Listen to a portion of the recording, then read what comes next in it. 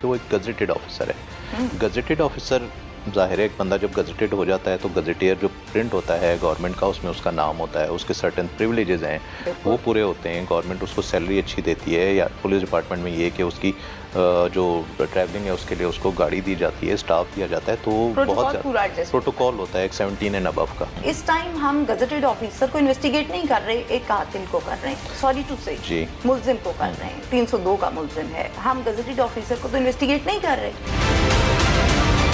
Family की जानिब से ये कहा जाता रहा पुलिस बात नहीं सुनती, पुलिस को कहा कि अगवा का पर्चा है, ये कर दीजिए, सुन लीजिए, लेकिन थाने ने बात सुनी नहीं। Is this true?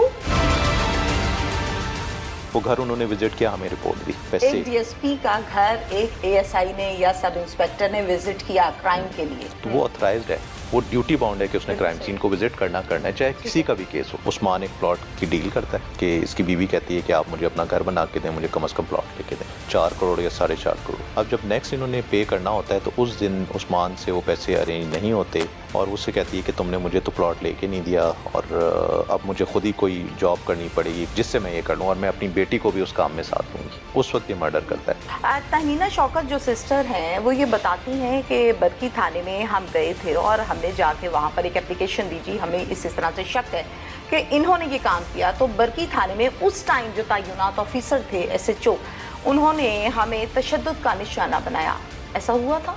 बिल्कुल, मैं इस चीज़ को उनके स्टेटमेंट से एग्री नहीं करता। आप कैसे कह सकते हैं कि एग्री नहीं करते जबकि खातून कह रही है कि मुझे मारा है? अब ये जो डेड बॉडी मिली, पोस्टमार्टम हुआ, इसकी कोई रिपोर्ट, कोई एफआईआर नहीं दर्ज की गई? मेजॉरिटी केसेस में मैंने ऐसा सुना कि कोई नामालूम लाश मिले, अगर कोई उसका नहीं आ रहा पीछे से तो फिर पुलिस खुद अपनी मुद्दत में एफआईआर दर्ज करती है, तो इसकी की थी? इसकी एफआईआर रजिस्टर नहीं हुई। क्यों?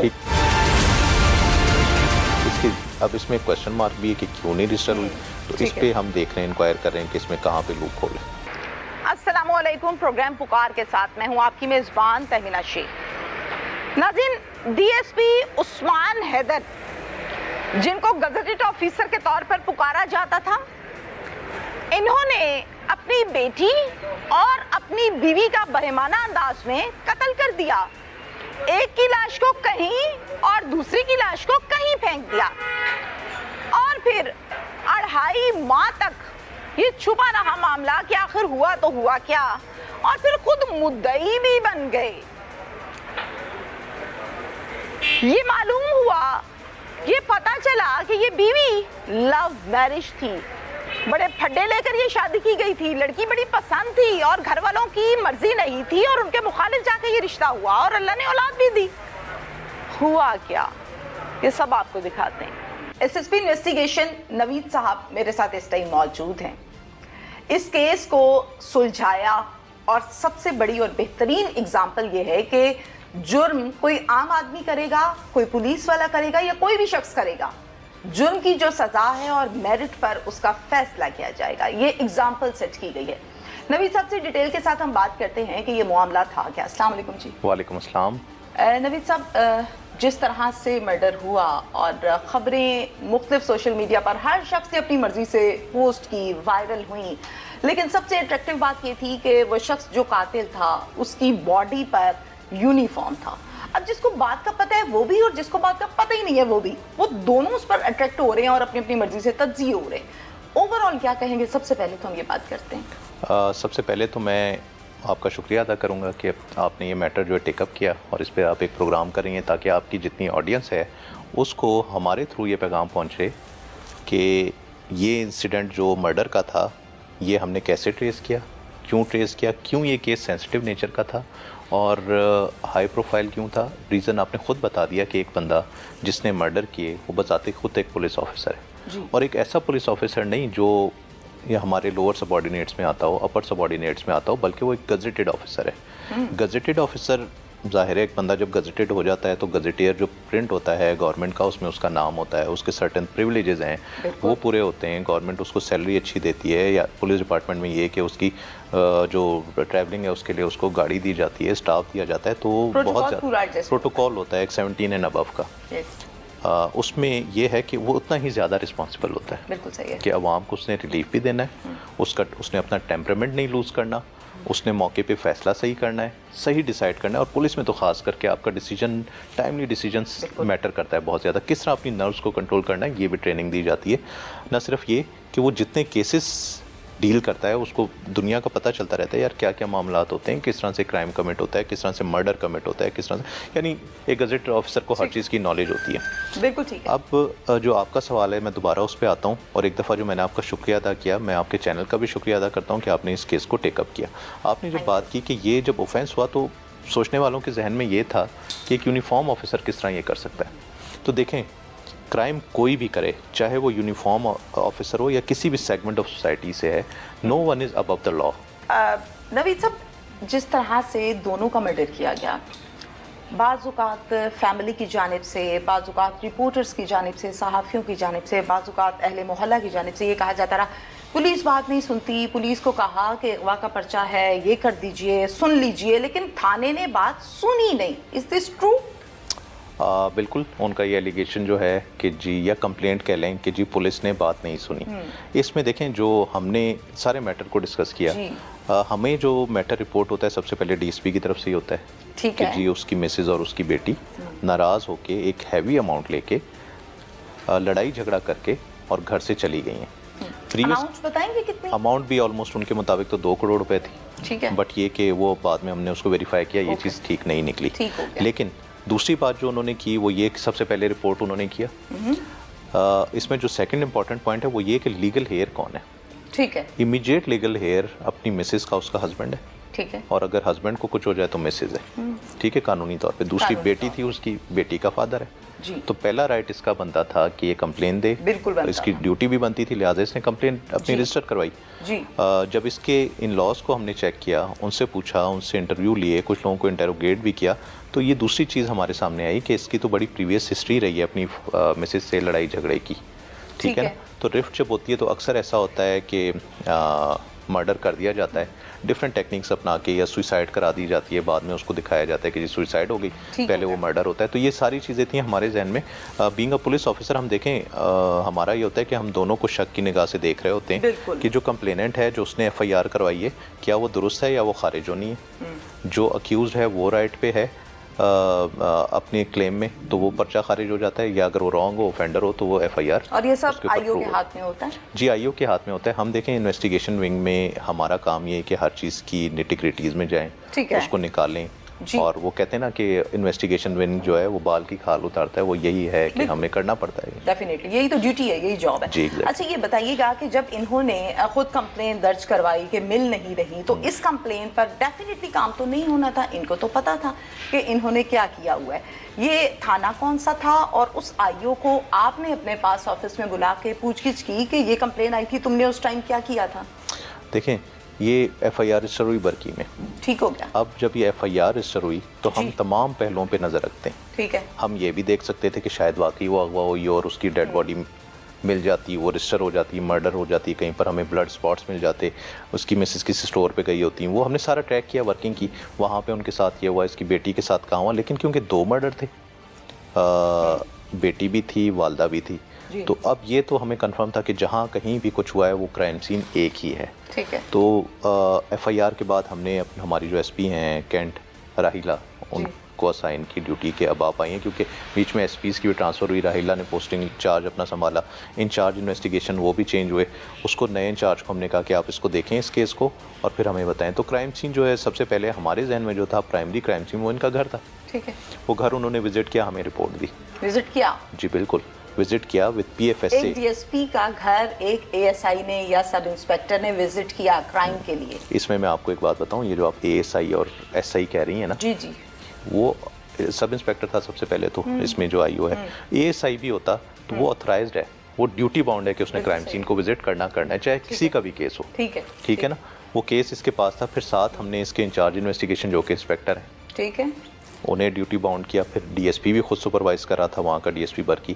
एसपी कैंट को हमने कहा कि आप इसको खुद देखेंगी, सारा कुछ करेंगे। एसपी कैंट ने भी विजिट किया। जब उन्होंने विजिट किया, पीएफएसए के ऑफिशियल्स भी हमारे वहाँ गए, तो हमें कुछ चीज़ें नज़र आईं जो कि एक अलार्म जनरेट कर रही थी। ठीक हो गया कि ये केस यहीं पर हुआ है। खैर उसके बाद मैंने और डीआईजी साहब ने भी बताएंगे आप चीज़ें कि वो क्या चीज़ें थी? जी, उधर जो इनका सोफ़ा है उस पर ब्लड स्पॉट्स थे। ठीक है। जो इनके घर में बेड है, उस पे जो गद्दा था उस पर मल्टीपल ब्लड स्पॉट्स थे, एक आध नहीं। और इसमें देखें कहीं पर भी ब्लड हो, हम सब इंसान हैं, हम कहीं देखते हैं तो हमारा होता है कि हम फौरी वॉश कर दें। अगर किसी का अपना नेचुरल ब्लड किसी वजह से हाथ कट गया, किचन में गिर गया, धो लें, उस पर पट्टी लगा लें, वो सारा कुछ।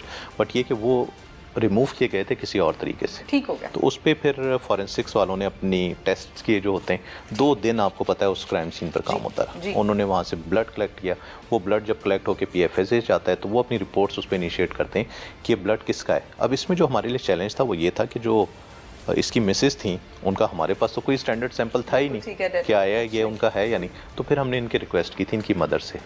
इनकी मदर खुद आई, वो बाहुल नगर से आई। उन्होंने हमारे साथ कोऑर्डिनेट किया, सपोर्ट किया इस केस को ट्रेस करने में। उन्होंने अपना DNA करवाया और वो पेरेंटेज मैच हुई। जब पेरेंटेज मैच हुई इनकी वालदा से उस ब्लड सैंपल की, तो पता चला कि वो इनकी क्लोज रिलेटिव इनकी डॉटर का ही है। वो पेरेंटेज हो गई थी। उसके बाद फिर हमने आगे वर्किंग इस पे स्टार्ट की, अपनी CDRs दी।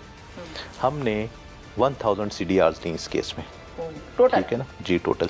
इसमें किसकी, जो मेन कल्प्रिट, ठीक है, उसकी फैमिली, उनकी बी पार्टीज़ की बी पार्टीज़, यानी A B C D तक हम गए। वो सारा लेकर हमारे जो यहाँ CRO ब्रांच है, SP CRO हैं, वो इसको खुद देख रहे थे। उनकी टीम है यहाँ पर, इंचार्ज CRO हमारे, incharge PSRMS, incharge crime scene, ये एक सेपरेट टीम थी जिसका सिर्फ ये था कि इन्होंने टेक्निकल एनालिसिस पर और जो क्राइम सीन से इनको एविडेंस मिलता है उसको कोऑर्डिनेट करना है और ये बताना है हमें कि क्या ये वाकई यहीं पर है या नहीं। बिल्कुल सही। अच्छा, उसके बाद फिर हमने 3 मल्टीपल टीम्स बनाई। एक टीम हमने बनाई, CCPO साहब खुद क्योंकि इस केस को बड़ा फॉलो कर रहे थे, वो हमसे पूछते थे इसमें प्रोग्रेस।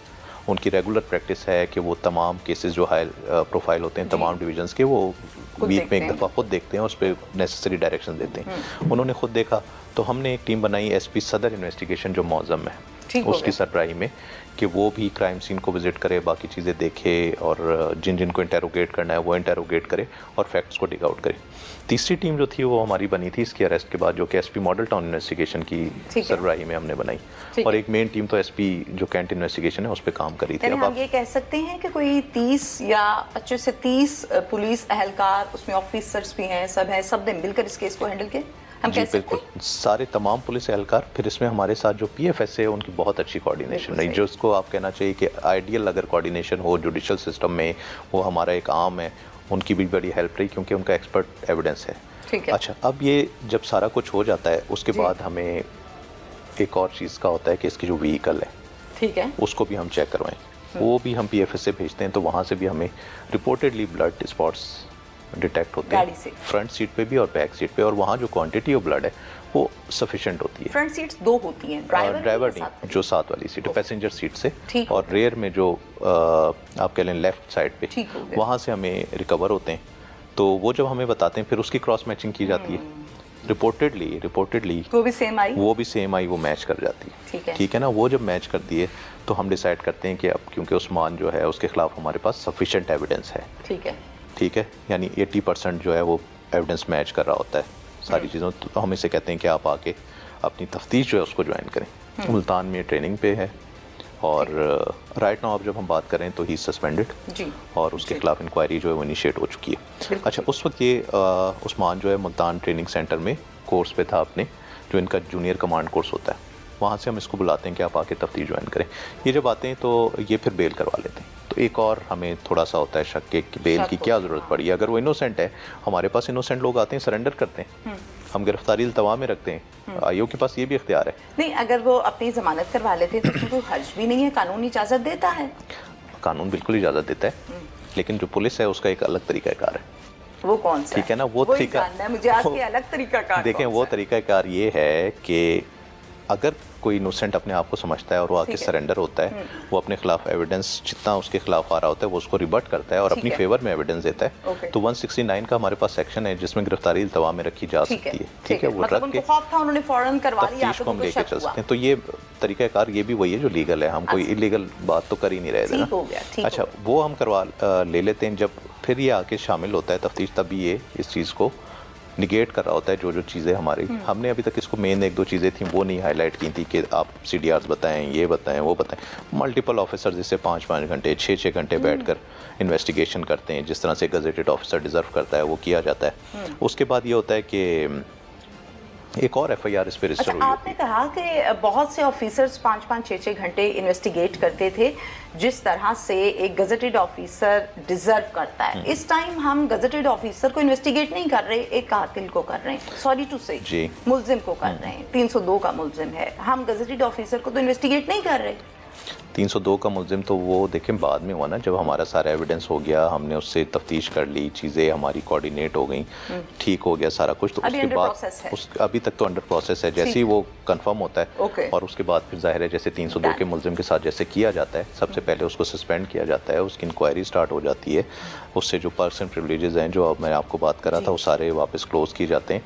उसके बाद जो है फिर थर्डली ये कि उसको बिहाइंड द बार्स रखा जाता है, ठीक है ना। अच्छा, अब जब ये सारी चीज़ हो रही थी तो एक इसके खिलाफ और एफआईआर रजिस्टर करवाई हुई थी इसकी सिस्टर इन लॉ ने, कि जब वो अपनी बहन को ढूंढने आए तो इसने वहाँ पर इनको थ्रेट किया, अब्यूज़ किया, ठीक है। उस केस में इसकी घर के बाहर जहाँ बर्की में इनका घर है वहाँ पे, तो उस पे हमने फिर इसकी अरेस्ट ली और अब ये सब उस केस में रिमांड पर है।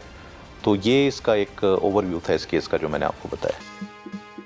उस्मान की ये वाली मैरिज थी, ये लव मैरिज थी। ये सेकंड थी या फर्स्ट थी? ये फर्स्ट थी। जब ये इसकी शादी हुई ना इसकी फैमिली एग्री करती थी शादी पे, ना लड़की की फैमिली एग्री करती थी। उस्मान एक प्लॉट की डील करता है कि इसकी बीवी कहती है कि आप मुझे अपना घर बना के दें, मुझे कम से कम प्लॉट लेके दें, 4 करोड़ या 4.5 करोड़। अब जब नेक्स्ट इन्होंने पे करना होता है तो उस दिन उस्मान से वो पैसे अरेंज नहीं होते और उससे कहती है कि तुमने मुझे तो प्लॉट लेके नहीं दिया और अब मुझे खुद ही कोई जॉब करनी पड़ेगी जिससे मैं ये कर लूँ और मैं अपनी बेटी को भी उस काम में साथ दूँगी। उस वक्त ये मर्डर करता है। कहना की हदूद में आता है जहाँ पर इन्होंने डेड बॉडीज को फेंका? एक आती है वहाँ पर, लेकिन इसका ये ख्याल था कि शायद जहाँ मैंने डिस्पोज की है बॉडी वो कसूर में। अच्छा, उनका ये ख्याल था। उसका ये ख्याल था, बट ये कि वो खाने की हदूद में होती है, वहाँ से रिकवर भी होती है। ज़ाहिर है अब इतनी नॉलेज नहीं होती ऑफिसर्स को कि मैं कहाँ कर रहा हूँ, या तो बहुत अंदर कसूर में जाता तो हो सकता था उससे शक हो कि कोई मेरी गाड़ी रोक लेगा, नाकाबंदी हुई होगी। हर डिस्ट्रिक्ट की अपनी भी तो नाकाबंदी पॉइंट्स हैं। कि डीएसपी को नहीं पता कि मेरी हदूद क्या है? क्वेश्चन मार्क तो है। फैमिली की तरफ से मुख्तलिफ खबरें गर्दिश करती रही, बारहा ये हमारी बेटी को मारते थे, तंग करते थे, थ्रेट करते थे, पैसे ले लेते थे या प्लॉट बेच दिया था। इन तमाम चीज़ों में हकीकत कितनी है, सच्चाई है या नहीं है? प्रॉब्लम क्या थी? हम अक्सर औकात कत्ल व गारत के किसी भी केस को देखते हैं, पुलिस इन्वेस्टिगेट करती है, हम एंकर्स उसको बाकायदा रिपोर्ट करते हैं, तो हमारा एक बेसिक सवाल होता है वजह अनात क्या थी? मतलब हम एक अनपढ़ इंसान से शायद ये एक्सपेक्ट कर लेते हैं कि वो गलत काम कर लेगा, जिसकी तरबियत हुई हम एक्सपेक्ट करेंगे हाँ गलत काम हो गया, माहौल ऐसा था, ये था। यहाँ पर एक्सपेक्टेशंस थी नहीं, यहाँ हम जहन में कुछ और तस्वूर करते हैं और हो कुछ और जाता है तो इंसान हिल जाता है। इसका मुझे एक प्रॉपर आंसर दे दें कि आखिर वजह अनात क्या है? सबसे पहले तो जो उस्मान की ये वाली मैरिज थी, ये लव मैरिज थी। ओके, ये सेकंड थी या फर्स्ट थी? ये फर्स्ट थी। ओके। और जब ये इसकी शादी हुई ना इसकी फैमिली एग्री करती थी शादी पे, ना लड़की की फैमिली एग्री करती थी, ठीक है, तो कन्फ्लिक्ट वहीं स्टार्ट हो जाता है। ठीक है। उस्मान की दूसरी शादी भी है जो उसकी फैमिली ने करवाई। इस शादी को तकरीबन 20 साल हो गए, ये जो फर्स्ट मैरिज थी, और उस शादी को 18 साल हो गए, तो कन्फ्लिक्ट वहीं से स्टार्ट हो जाता है। कन्फ्लिक्ट क्या था इसमें, जो हर घर का मेजॉरिटी ऑफ द हाउसेज में होता है कि जी बीवी एलिगेशन लेवल करती है हस्बैंड के खिलाफ कि आप अपने बहन भाइयों को तो ज़्यादा लुक आफ्टर करते हैं, मेरी केयर नहीं करते। ठीक है। तो ये रोज़ की तू मैं चलते रहना, वो चलते। अब फाइनली होता ये कि उस्मान एक प्लॉट की डील करता है कि इसकी बीवी कहती है कि आप मुझे अपना घर बना के दें, मुझे कम से कम प्लॉट लेके दें। जब वो डील करता है तो वो एक टोकन पे कर देता है, टोकन मनी जो कि 2 लाख रुपए होती है। नेक्स्ट इंस्टॉलमेंट उन्होंने 5 मिलियन रुपीस देनी होती है, क्योंकि जो प्लॉट की कॉस्ट है दैट वाज अराउंड 4 करोड़ या 4.5 करोड़। ठीक है। अब जब नेक्स्ट इन्होंने पे करना होता है तो उस दिन उस्मान से वो पैसे अरेंज नहीं होते और उसकी बीवी उससे नाराज़ हो जाती है। ठीक है। ये रिसेंट अब मैं आपको बता रहा हूँ जहाँ पर वो आप कह लेना कि last nail in the coffin वो क्या थी जो ये मर्डर करने पर आता है। ठीक है। तो ये जब हो जाता है तो उसकी बीवी एक दफ़ा फिर उसको अब्यूसिव लैंग्वेज इस्तेमाल करती है। ठीक है। और उससे कहती है कि तुमने मुझे तो प्लॉट लेके नहीं दिया और अब मुझे खुद ही कोई जॉब करनी पड़ेगी, कोई प्रोफेशन ज्वाइन करना पड़ेगा, कोई इलिसिट किस्म का काम करना पड़ेगा जिससे मैं ये कर लूँ और मैं अपनी बेटी को भी उस काम में साथ लूँगी। तो जब ये बहस होती है तो उस वक्त ये मर्डर करता है। अब इसमें देखें जो हमारे लिए चैलेंज है ना, हमने इस चीज़ को भी देखना है कि क्या आया ये प्लान मर्डर था। ठीक है। ये at the spur of the moment हुआ, ये कोई ऑनर किलिंग की चीज़ आ जाती है इसमें, या ये कोई और वजह है, इस पे हम अभी अपनी वर्किंग कर रहे हैं, बिल्कुल जैसे ही सही। हमारे पास ये रिमांड पे आएगा तो हम इसको फिर फाइनल करेंगे। ये भी क्लियर नहीं है। जी ये जाहिर है, इसमें हमने मल्टीपल चीज़ें जो हमने चेक करनी है और फिर हम इसको फाइनल करेंगे। मर्डर कहाँ ले जाकर किया गया और क्या मर्डर में सिर्फ यही शामिल थे या कोई और भी था बीच में शामिल? इसमें देखें हमने तो काफ़ी लोगों को इसमें इन्वेस्टिगेट किया, जैसे मैं आपको बता रहा था ना 1000 हमने FIRs जी, की, बिल्कुल। तो हमने 15 से 20 लोगों को पहले इन्वेस्टिगेट भी किया है, फिर हम यहाँ तक पहुँचे। ठीक है। हमें डाउट है कि इस वक्त कि कोई ना कोई यकीनन इसके साथ है शामिल है। जिसको या तो पता है कि इसने मर्डर करना है, या उसको बाद में पता चला उसने रिपोर्ट नहीं की, या बॉडीज़ जो डिस्पोज ऑफ होती हैं वो, ये सारा अभी तक जो है क्वेश्चन मार्क्स हैं जो कि क्लियर होंगे जब ये तफ्तीश फाइनल हो जाएगी। अब ये तफ्तीश अपने इब्तदाई मराहिल में। बिल्कुल ठीक है। ठीक है। जिस टाइम ये वक़ूआ हुआ उस टाइम उस्मान साहब जो हैं वो थाना बरकी में या बरकी की हदूद में एज ए DSP तैनात थे? नहीं, थाना बरकी की हदूद में उसकी रिहाइश है, रिहाइश ग्रीन है। सिटी में। ओके। तैनात थे वो DSP इन्वेस्टिगेशन काना। कान्हा की हदूद में आता है जहाँ पर इन्होंने डेड बॉडीज को जी फेंका? एक आती है वहाँ पर, लेकिन इसका ये ख्याल था कि शायद जहाँ मैंने डिस्पोज की है बॉडी जी। वो कसूर में। अच्छा, उनका ये ठीक ख्याल है, था। उसका ये ख्याल था, बट है। ये कि वो काने की ठीक हदूद है। में होती है, वहाँ से By रिकवर भी होती है। mistaken। ज़ाहिर है अब इतनी नॉलेज नहीं होती ऑफिसर्स को कि मैं कहाँ कर रहा हूँ, या तो बहुत अंदर कसूर में जाता तो हो सकता था उससे शक हो कि कोई मेरी गाड़ी रोक लेगा, नाकाबंदी हुई होगी। हर डिस्ट्रिक्ट की अपनी भी तो बस ये भी नाकाबंदी पॉइंट्स क्वेश्चन हैं। मार्क है कि DSP को नहीं पता कि मेरी हदूद क्या है। क्वेश्चन मार्क तो है, देखें काफ़ी सारी जो हदूद का तयन है ना, ये हमारी कोशिश होती है को टर्मिनस हो विद दी रेवेन्यू डिपार्टमेंट। ठीक है। जहाँ जहाँ रेवेन्यू डिपार्टमेंट के हैं उसी हिसाब से हम थाने और अपने वो बताते ठीक हैं सब डिवीजन, लेकिन हो सकता है उसको ना हो पता। ठीक हो गया। आप मुझे ये बताइए कि जो कान्हा की हदूद में डेड बॉडी फेंकी वो बीवी की थी या बेटी की थी? काने की हदूद में बेटी की थी। बेटी की थी। तो वो कहाँ फेंकी? नाला वो था, इसने किसी पानी? नाले में फेंकी है जहाँ से रिकवर होती है। फिर कितने जब दिन के बाद? ये 3 दिन बाद रिकवर हो जाती है इंसिडेंट के। ओके। यानी इंसिडेंट की जो हम कर जब रहे हैं ये हमारी murder फाइंडिंग्स हुआ। के मुताबिक 25 को होता है ये, ठीक है। तो 27 को वो डेड बॉडी रिकवर हो जाती है। नबी कामयाब साहब, होती मुझे ये जानना है कि डेड बॉडी रिकवर हुई कैसे और कौन से ऑफिसर थे, और जब रिकवर हुई तो क्या उस टाइम पता था कि ये वो हैं जिनके बारे में केसेस चल रहे हैं या खबरें चल रही हैं, या नहीं पता था? है। उनको नहीं पता था। इसमें देखें एक ही तस्वीर हमारे पास आती है इसकी, जो फैमिली की थी वो केस फाइल का हिस्सा बनती है, इश्तिहार शुरू होगा, ज़रूर इशू होता है, बट वो उस तक नहीं पहुंचता। फिर जो बॉडी है उसकी इतनी प्यूरिफिकेशन हो चुकी है कि वो आइडेंटिफाई नहीं होती। देखें रिगर मॉर्टिस जो है ना वो एस्टेब्लिश हो जाता है डेड बॉडी में 24 घंटे में। ठीक है उसके बाद उसकी डिकम्पोजिशन शुरू हो जाती है जिसके डिफरेंट स्टेजेस हैं। जी। ठीक है, फर्स्ट बिल्कुल स्टेज में फिर मैगट्स बनना शुरू हो जाते हैं। सेकंड में अगर कोई इंजरी हो तो वहाँ से ब्लीडिंग की जगह वो जितने मैगट्स जो मैं कह रहा हूँ कीड़े मकोड़े वो आ जाते हैं, वो अट्रैक्ट होते हैं बाय एयर रो स्मेल से। अच्छा, अब जब वो डेड बॉडी रिकवर होती है तो यकीनन उसको पोस्टमार्टम के लिए ले जाया जाता है। शनाख्त हुई थी? शनाख्त नहीं हुई उसकी, शनाख्त ओके। नहीं हुई, उसको अनट्रेस्ड जो है नामालूम वो लाश के अनआइडेंटिफाइड तौर पर। नामालूम लाश के तौर पर, लेकिन पोस्टमार्टम कराया जाता है। और जहाँ फीमेल्स की डेड बॉडी होती है वहाँ हमारी कोशिश होती है कि इनको जल्द अज जल्द जो है अमानतन दफना दिया जाए, ठीक है। ताकि जब भी इनकी आइडेंटिफिकेशन हो तो इनके जो रिलेटिव्स हैं उनके हैंड ओवर कर दिया जाए। बिल्कुल अच्छा, ठीक है। पोस्टमार्टम हो जाता है। पोस्टमार्टम की रिपोर्ट जो है डॉक्टर ने अपना इनिशियल ओपिनियन दे दिया। उसके बाद वो जो है सैंपल्स वो सारे PFSA जाते हैं। PFSA की रिपोर्ट जैसी आती है तो डॉक्टर अपना फाइनल ओपिनियन दे देंगे। ठीक है। तहमीना शौकत जो सिस्टर हैं वो ये बताती हैं कि बरकी थाने में हम गए थे और हमने जाके वहाँ पर एक एप्लीकेशन दी जी, हमें इस तरह से शक है कि इन्होंने ये काम किया। तो बरकी थाने में उस टाइम जो तैनात ऑफिसर थे SHO, उन्होंने हमें तशद्दुद का निशाना बनाया। ऐसा हुआ था? बिल्कुल मैं इस चीज़ को उनके स्टेटमेंट से एग्री नहीं करता। आप कैसे कह सकते हैं कि एग्री नहीं करते जबकि खातून कह रही है कि मुझे मारा है? अब ये जो डेड बॉडी मिली, पोस्टमार्टम हुआ, इसकी कोई रिपोर्ट, कोई FIR नहीं दर्ज की गई? मेजॉरिटी केसेस में मैंने ऐसा सुना कि कोई नामालूम लाश मिले, अगर कोई उसका नहीं आ रहा पीछे से तो फिर पुलिस खुद अपनी मुद्दत में FIR दर्ज करती है। तो इसकी की थी? इसकी FIR रजिस्टर नहीं हुई। क्यों? ठीक। इसके अब इसमें क्वेश्चन मार्क भी है कि क्यों नहीं रजिस्टर हुई, तो इस ठीक है। पे हम देख रहे हैं, इंक्वायर कर रहे हैं कि इसमें कहाँ पे लूप होल है। दूसरी जो जिसमें डेड बॉडी है वो हमें मिलती है फिरोजवाला से। वो ग्राउंड में झाड़ियों में पड़ी होती है, लेकिन वो भी इतनी डिकम्पोज हो चुकी है, इतनी प्यूट्रीफाइड हो चुकी है कि वो डेड बॉडी काबिल शनाख्त नहीं रहती। अब ये जो डेड बॉडी मिली, पोस्टमार्टम हुआ, इसकी कोई रिपोर्ट, कोई FIR नहीं दर्ज की गई? मेजॉरिटी केसेस में मैंने ऐसा सुना कि कोई नामालूम लाश मिले, अगर कोई उसका नहीं आ रहा पीछे से तो फिर पुलिस खुद अपनी मुद्दत में FIR दर्ज करती है। तो इसकी की थी? इसकी FIR रजिस्टर नहीं हुई। क्यों? ठीक है, इसके अब इसमें क्वेश्चन मार्क भी है कि क्यों नहीं रजिस्टर हुई। दूसरी तरफ जो है क्योंकि डॉक्टर का फाइनल ओपिनियन नहीं आया, ये चीज़ है। तो इस ठीक है। पे हम देख रहे हैं, इंक्वायर कर रहे हैं कि इसमें कहाँ पे लूप होल है। ओके, सोशल मीडिया की कोई हेल्प ली गई, कोई तस्वीर वगैरह? अक्सर औकात ऐसा होता है किसी का नहीं पता चलता तो आप लोग उसकी पिक्चर लेके बाकायदा उसको ग्रुप्स में और सोशल मीडिया पर देते हैं कि किसी की है तो आएं जी रिसीव करें, इसमें किया था? लेकिन तमाम केसेस में हम करते हैं और इसमें भी किया गया है। उसमें जो फैमिली की पिक्चर है उसमें से उसको क्रॉप करके हमने ना सिर्फ ये कि उसकी मदर का बल्कि उसकी जो बेटी है उसके भी सोशल मीडिया पे हमने वायरल किए कि इसका इश्तहार और शोरों होगा जो है वो किया गया। बिल्कुल सही है। दूसरी डेड बॉडी कहाँ से मिली? दूसरी डेड बॉडी, अच्छा दूसरी जो जिसमें डेड बॉडी है वो हमें मिलती है फिरोजवाला से। फिरोजवाला शेखुपुरा की? शेखुपुरा से, और वो मिलती है तकरीबन वकूए के 15 दिन बाद। कहाँ से?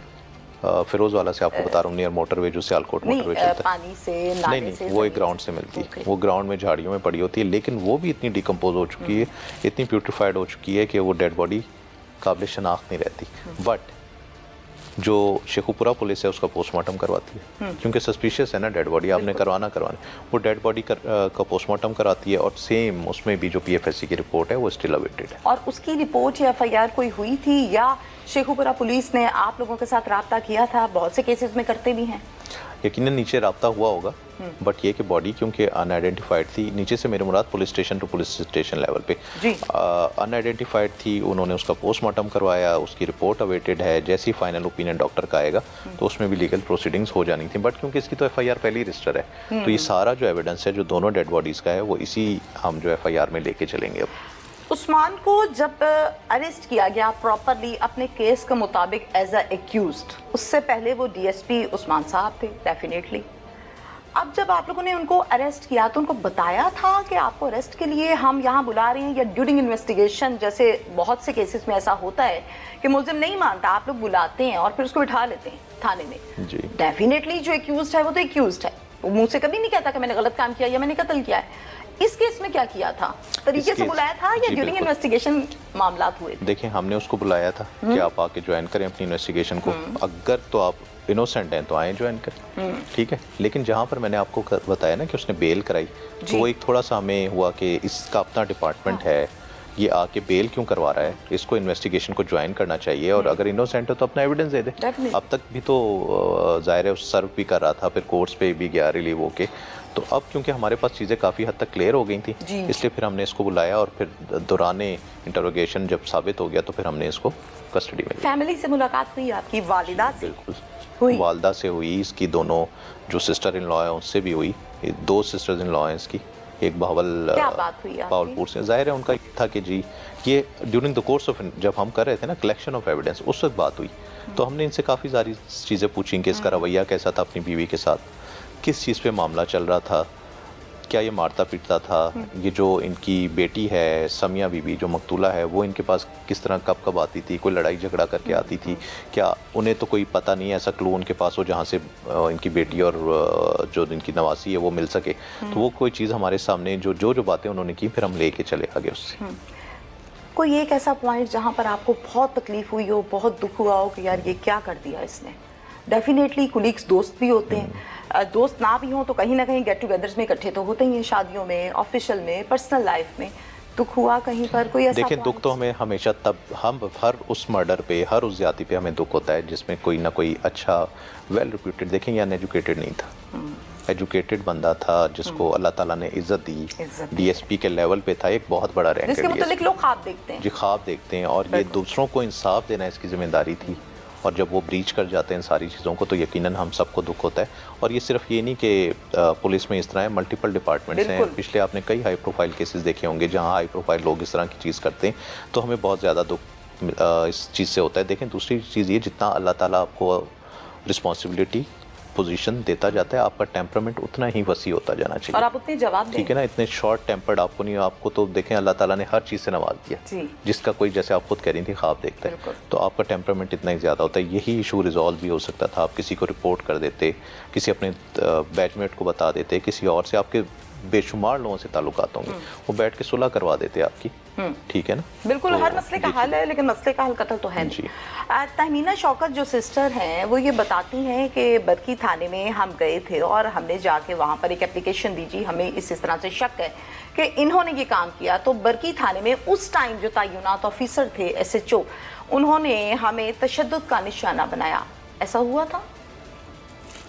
देखें खातून एक जब भी रिपोर्ट करने आती है हमारे पास, अगर वो कानून इतनी उनको सिक्योरिटी फराहम करता है कि अगर वो अक्यूज होती हैं खुद भी ना, तो वी आर बाउंड कि हम उनको सनसेट से पहले पहले हमने उनको जेल में शिफ्ट करना था। कानून ऐसे कहता है, कानून कहता है, और ये कानून इम्प्लीमेंट भी होता है कि बिल्कुल मैं इस चीज़ को उनके स्टेटमेंट से एग्री नहीं करता कि इन्हें तशद्दुद का निशाना बनाया गया। हाँ, during the course of investigation जब मल्टीपल हमने जगहों को विजिट किया, क्योंकि पहले तो हमने ये चेक करना था ना ये अगवा तो नहीं हुई, ठीक है, तो अगवा किसने करना था, हमको जिस पे शक था हमने तो चेक करना है। अगर हम ना चेक करते हो सकता है आज भी हम ब्लाइंड फोल्डेड। नहीं नवीद साहब, चेक करने का सवाल नहीं मैं करी, आप लोगों ने केस को बहुत अच्छे से लेकर चला और ये मैंने आगाज में कहा कि एक एग्जाम्पल सेट की है।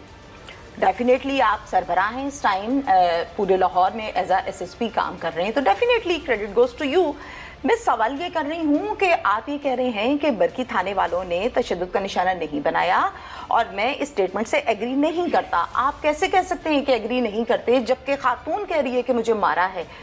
ये बात सवाल कर रही हूँ मैं। अगर देखें इस तरह से बात है ना, तो फिर तो DSP उस्मान भी कह रहा था मेरी बेटियाँ अगवा हो गई, हमें तो उस पर भी फिर बिलीव कर लेना चाहिए था। हम आंखें बंद करके नहीं मुल्जिम तो बाद में नहीं आप गलत कह रही हैं। देखिए मुल्जिम तो वो बना है जब सारा एविडेंस आ गया सामने, ठीक है। अब उसकी जो ये है क्या नाम है, जो सिस्टर इन लॉ है, उनका एक क्लेम था कि जी मुझे तशद्दुद का निशाना बनाया गया, तो हमने इस चीज़ को वेरीफाई किया कि क्या बहन को तो कोई ऐसा नहीं किया, हालांकि वो भी एक अभी तक तो केस क्लियर ही नहीं है, तो आप कैसे कर सकते हैं उसको तशद्दुद का निशाना बनाया ना।